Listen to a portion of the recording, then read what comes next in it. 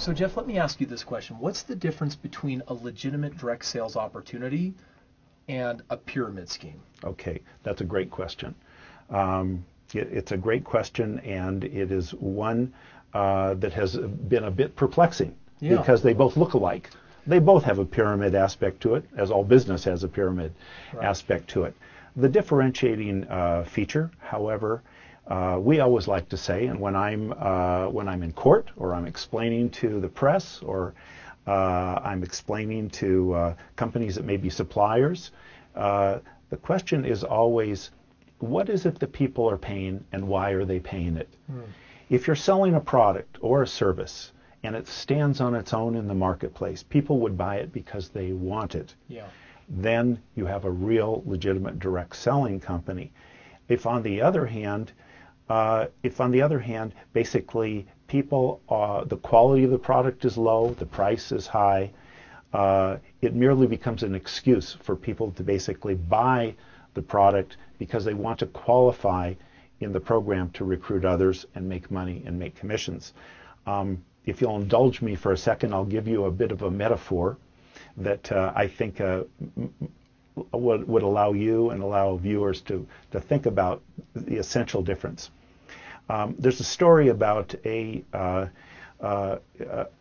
gentleman, we'll call him party number one, and he sells a case of cans of tuna fish to party number two for $10. And party number two sells it to number three for $20. And number three continues until number 10 buys that case of cans of tuna fish for $500. And he opens it up, and he opens the tuna, and it's rancid. It's inedible. And he goes back to number 9, and he says, I bought for $500, I bought this case of tuna. And he complains, and number 9 says, well, you ought to go back to number 8, and so on until number 10 goes all the way back to number 1 and says, you're the one that started all of this. He says, I have a problem. And number 1 says, well, what's your problem? And number 10 says, well, I bought this tuna fish, I opened it up, it's rancid, it's no good. Number 1 says, well, what's your problem? Number 10 says, don't you understand? It's rancid. How am I going to sell this? And number 1 says, well, you don't have a problem.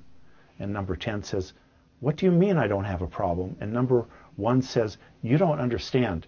This tuna is for selling. It's not for eating. Right. If you think about that, that metaphor may explain the difference between something that's legit and not. It was never meant to be consumed. That's right. It was always meant to be merely a product that got sold and resold and resold. And sometimes in the original cases, the original pyramid scheme cases, it was just about money. The original pyramid scheme case started before we had pyramid laws. And that was the gentleman who was very charismatic, named Glenn Turner, had a program called Dare to Be Great. It was a motivational seminar, and people would basically be invited to come to the seminar, pay $5,000, where they would be taught how to go out and get someone else to come to the seminar, where they would pay $5,000 and so on. We didn't have pyramid laws. This was in the late 1960s. And he was prosecuted under securities laws, and it was put out of business as an illegal pyramid scheme, because a pyramid also is a security. It's a passive investment that will not stand up. And as a result, almost all states adopted pyramid laws, which basically said it's illegal to make people have to pay money for the right to go recruit others. Just effectively who will do the same and so on. They call that a paid to play, right? It's a pay to play, and that's why every statute that's a pyramid statute has what is referenced as a prohibited investment, meaning other than the exemption for purchasing an at-cost sales kit, typically $49 up to $100, which is sold not for profit, no commissions paid, very well accepted. Every leading company has this. All other purchases from the company are optional, and the key issue is whether or not people buy the product because they want to use it for their own purpose or they want to sell it. So, Chris, there was a recent situation that is perhaps the most recent situation, which our Federal Trade Commission accused a company of being a pyramid scheme, not a legitimate direct selling company. It had the elements. It looked on its face and its purpose as is if it was legitimate. But the Federal Trade Commission accused it of being a pyramid, and a federal court, agreed. The company was called Burn Lounge, and the company basically intended to make a market in selling music online. Probably not unlike we get from iTunes or anywhere else. Yeah. And it tended to offer that through independent distributors, consultants, marketers. And it offered marketers the opportunity to basically buy at various packages, website hosting packages, where they could drive customers to their websites, and they could where people could download music and they could make some money. Got it. And that's how it looked on its face. And these packages went up to several $100s. Now, the problem is those packages were really regarded by the court and by the FTC as tools, not as products. Oh, I understand. But, in fact, Burn Lounge paid commissions on all of those purchases of those website packages. Got it. In fact, what the court found, as a matter of fact, was that there were approximately $29 million. There was approximately $29 million in sales done by Burn Lounge, of which only $1 million was downloaded music. Right. So 1 million out of 29 million. The rest was basically from the sale of the packages to the distributors. And the court basically concluded, we think we know what is happening. We think distributors are encouraged to buy these packages, find other distributors to buy the packages, make a lot of money, and that's where the commissions were coming from. And in the end, the FTC and the court basically said, you know what?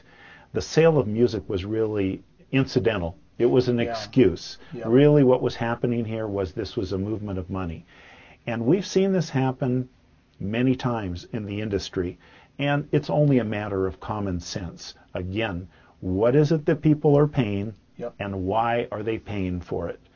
And it's one of those situations where the court in the Burn Lounge case actually indicated if they were buying music and other things for their own use, not tools, the court would recognize the concept that we've often seen in the industry called personal use, which has been a bit controversial from time to time. And we've even seen it recently in some questions posed in our stock market. However, the court seemed to think that the personal use would be fine if people were using the music or the product. However, unfortunately, the FTC, as it is wont to do in its final order, got an order that basically indicated that even purchases for personal use should not be considered in terms of a legitimate MLM. It was inconsistent with its own previous position, inconsistent with some of the court's own statements, and it will pose some problems in the future. But getting back to the issue of what's real and what's not, it really is common sense. It's common sense, and that is, does something stand on its own? I often like to tell people, here's how you know if you're involved in something real. If you can go to your next door neighbor and you can basically look him in the eye and say, I have a great product for you, I have a great opportunity for you, and feel like you're doing him a favor, you're doing great. On the other hand, if you go next door to your neighbor and you're looking down at your shoes the entire time you're telling him about this great product and opportunity, maybe you're in the wrong thing. Got it. You've got to be proud of what you are marketing. You have to be bonded with the product and the company, and it really is common sense. Awesome. I appreciate that.